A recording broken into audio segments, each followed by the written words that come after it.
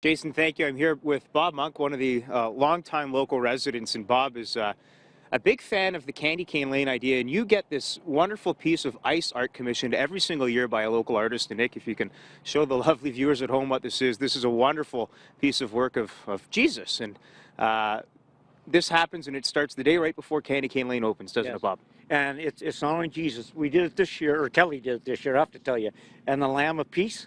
And we thought, with everything in the world, we asked Kelly what he'd come up with, and this is what he come up with. He's an amazing man. He just comes, and we never know what's going on until it's done.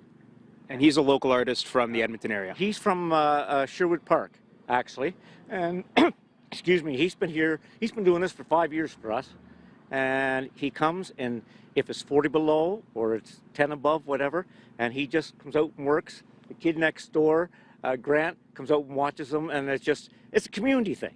It's a community thing. And he does it out of the goodness of his heart, not that he does it for free, but he does it out of the goodness of his heart. And it's mostly Edmonton's in bad times, and we need some people down here to donate to the food bank.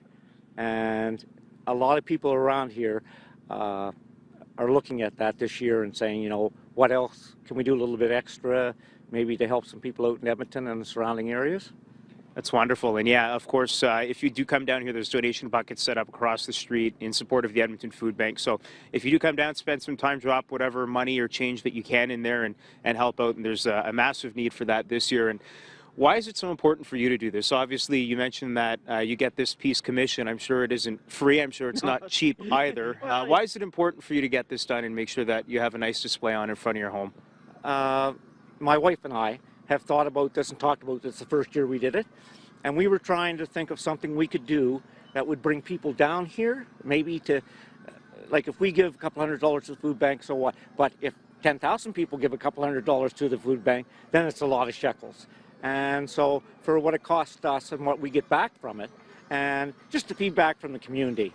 And as you can see, the horses going down there and all this stuff, and the kids, you know, a lot of this is for kids. This is more or less a spiritual thing, and I think it opens up the cockles of your heart to give a little bit.